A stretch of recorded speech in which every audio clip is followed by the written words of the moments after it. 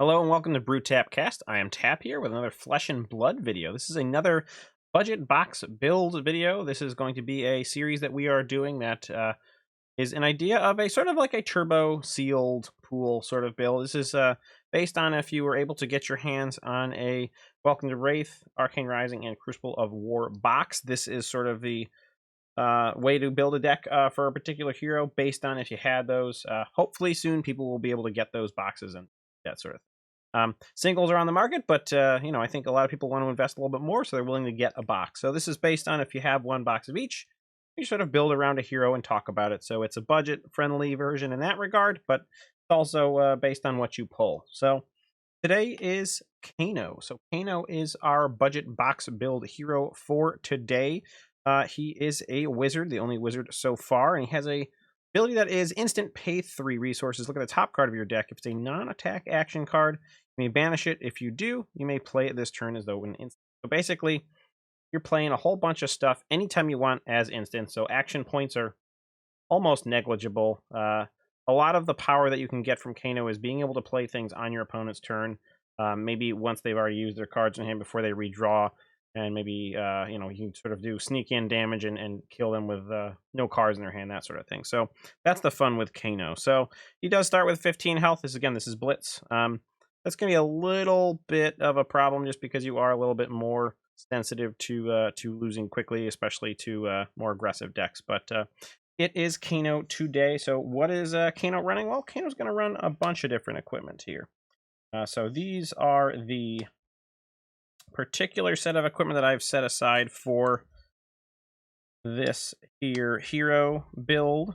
So we have your normal iron wrought stuff here. You have your null rune stuff here. You can also have null rune legs as well. But this is your basic setup. So I like running, this is if you're sort of like maybe more worried about what you're doing yourself and not defending as much. This is kind of what we have here. Also, this was playing against a rune blade, so you had a little bit of arcane damage you can also prevent there. I really do like the talismanic lens. Being able to opt is actually really important for wizards because if you're going to be activating Kano's ability, you really want to make sure you know what's on the top of your deck. You're not going to whiff and get something that you can't cast or just isn't good. So I think the lens is actually a very good thing to have here. Our weapon, we have Crucible of the Aetherweave. Didn't pull a Aether Conduit, I think is the name. I think retrospectively, it's nice being able to add an extra damage with the Crucible for a single resource. But I feel like that's more of just filling out your, I was able to banish a card and I had to pitch for 3 and it was a 2-cost spell and I have 1 extra, so I'll activate the Crucible of Aetherweave.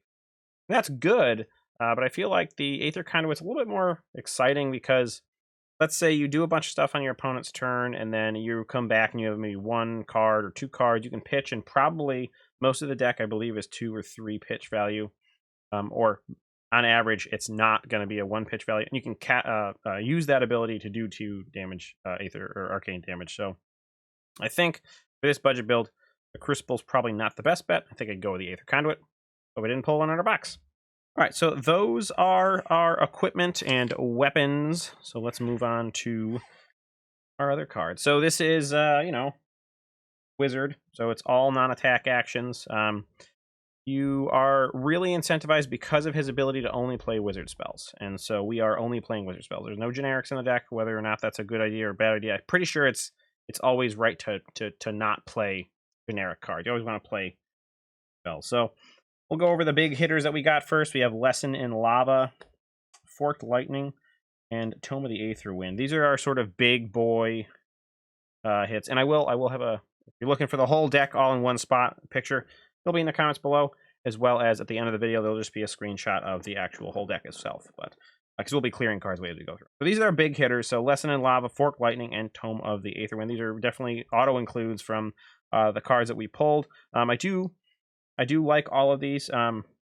Lesson in Lava, it's important to note that we do want to build our deck in a certain way that it is able to capitalize on that ability of, if you do hit with some arcane damage, you get to banish cards equal to the amount of, or resource points equal to the amount of damage dealt, and cast that, or search that up. So you want to make sure that if you're going to be dealing on an average 1 to 2 and maybe 3 damage, you want to also have cards that you can easily search up. But luckily, you have different cost cards throughout the deck, so you can definitely search up different things depending upon when you play that and what you want to do. But you always want to keep in mind that you want to have that actually mean something.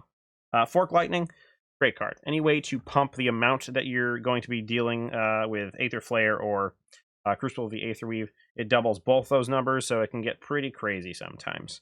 Tome of the Aetherwind, really quite nice. This is a great thing to have sort of as the last card in your hand. You can maybe do something on your turn with this card. So I think that it's a very nice card to have. Wish I had more than just one.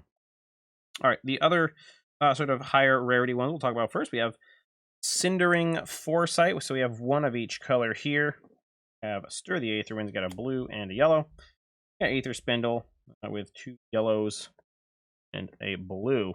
So I think Cindering Foresight is actually one of the most important cards in this particular build. Actually, I just think it's a really great wizard card in general. Being able to play it not on your turn without an action point, without having to banish anything like that is just very nice. So the fact that you can add some damage to the cards coming and then opt is very important. So that opt, and you'll see as we talk about with the Talismanic Lens, opting is very important for this deck. You want to be able to know what's on the top of your library. So when you activate Kano, you can actually hit something that you know you can play and is worth playing at the time. So being able to make sure you see the top of your deck is really important. So that's why we're running all 3 that we got, and opt 3, opt 2, opt 1 as you go down the color wheel. Really, really great cards. So definitely being able to see the top of your deck, adding damage to your next one that you can banish with Kano is very important. Stir the Aetherwinds. Just nice to know that you can actually get around an action point with that as well, and then add arcane damage to your.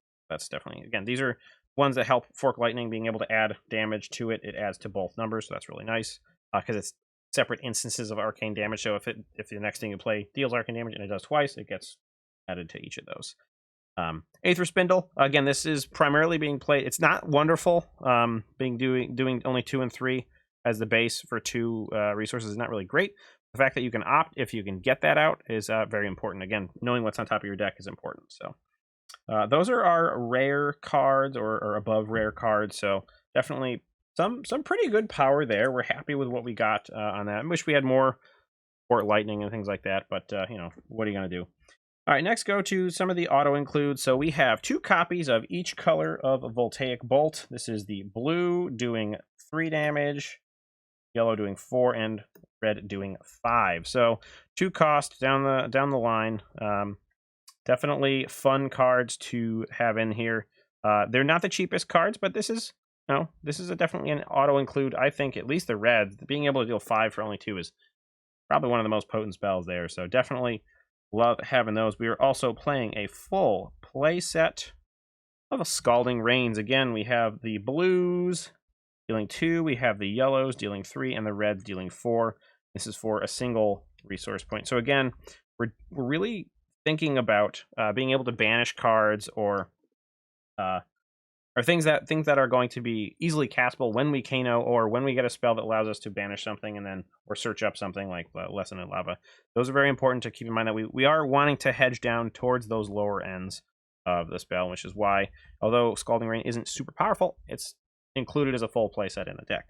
And another way to sort of get those cards banished and ready to play is Reverberate. So here's another one.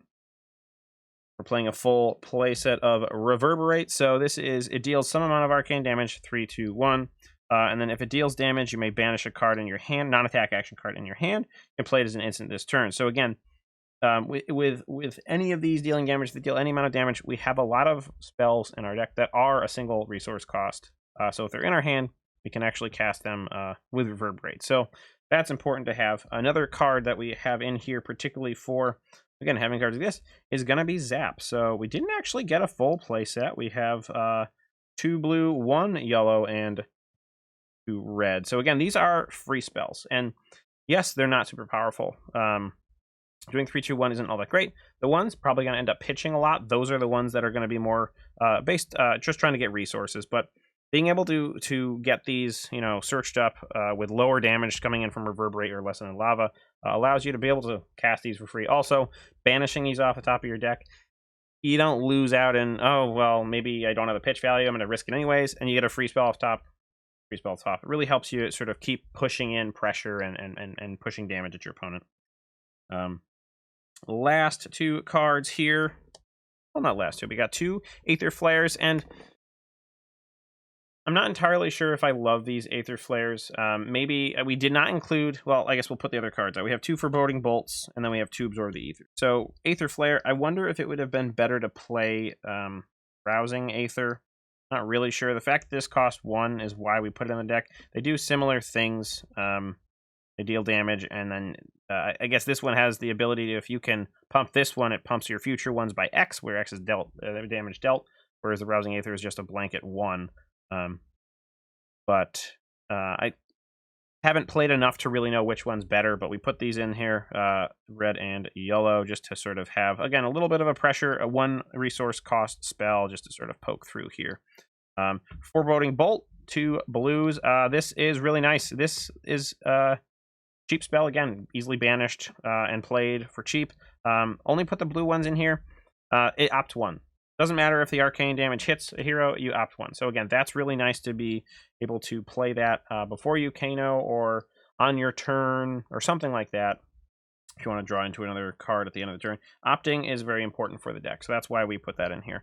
I also have Absorb the Aether as our 2 wizard defense reactions here. So 4 and 2, and then it also when you play them, you do add damage to your next arcane spell. So those are the defense reactions. Otherwise, most of the things are all going to be defending for 3 in here anyway, so we have a pretty good amount of defense regardless.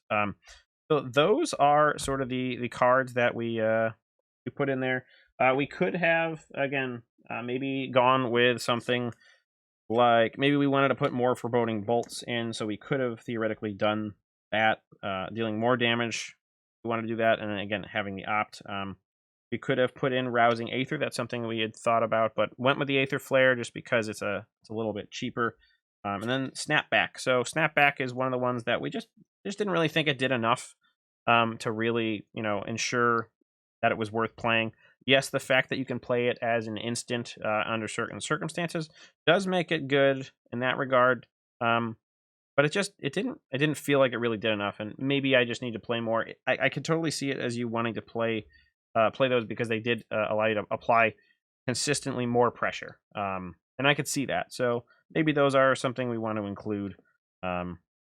But we'll sort of play it by ear. Got to play it a lot more, and then see how that goes. So that's the deck, and I do like Wizard. I think it's one of the more exciting decks to play, just because the mechanics and how you play it is just so different. You can play sort of anytime you want, that sort of thing, and that's really nice. I think it's really cool that you can sort of play the longer game of chipping in a little bit throughout the game to, just to damage your opponents enough and defend enough to sort of get life totals down a little bit, not totally whiff out and die. And then maybe your opponent goes in for a really big attack. You just unload on their turn at instant speed after they've played their entire hand out and they can't defend.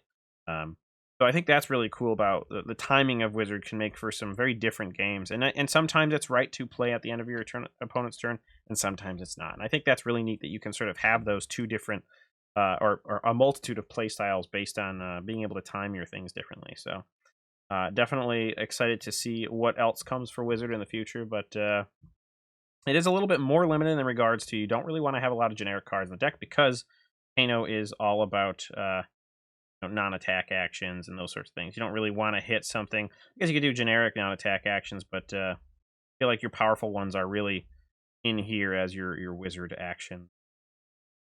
So yeah, so that's the deck. That's the idea of this budget box build for I guess it's budget box blitz build.